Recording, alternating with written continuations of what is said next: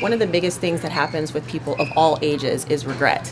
And I wish I had, if I only had, if I could, go out there and do it. You can start things small, baby steps.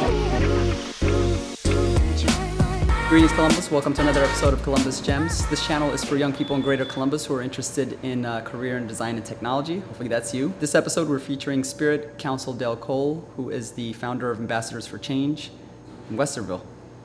It actually started with beginning to volunteer for different nonprofits. A friend of mine actually every week went out in the field with his church group, and they were going to encampments.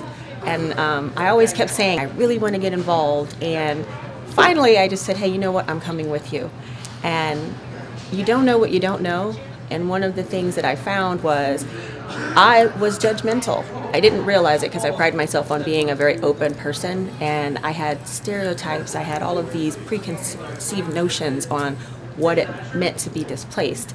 And I just became enamored with being able to reach out to these people in these situations, learn their story, figure out who they were, and just relate to them on a human level.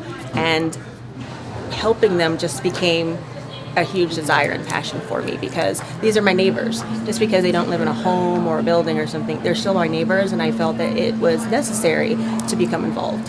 One of the biggest things that happens with people of all ages is regret.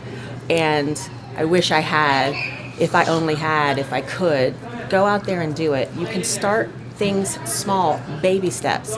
That's the thing that I actually coach the most on is, everyone has had a baby in their life who was learning how to walk.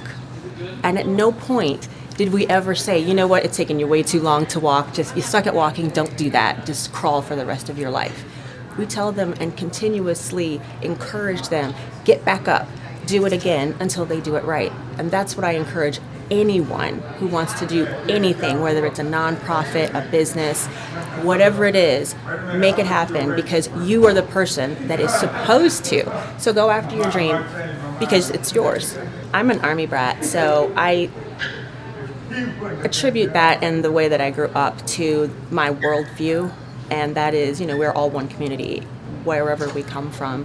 And I would have to say that the largest influences in my life are my parents. Just their openness and honesty about everything, and always had an open door policy. Come as you are. Nothing ever mattered. Status, color, race, religion. Come in and, have dinner. My mom was like the community mom. So for me, that's where I got that mindset of community. So what I say is go to, ambassadorsforchange.com and get involved.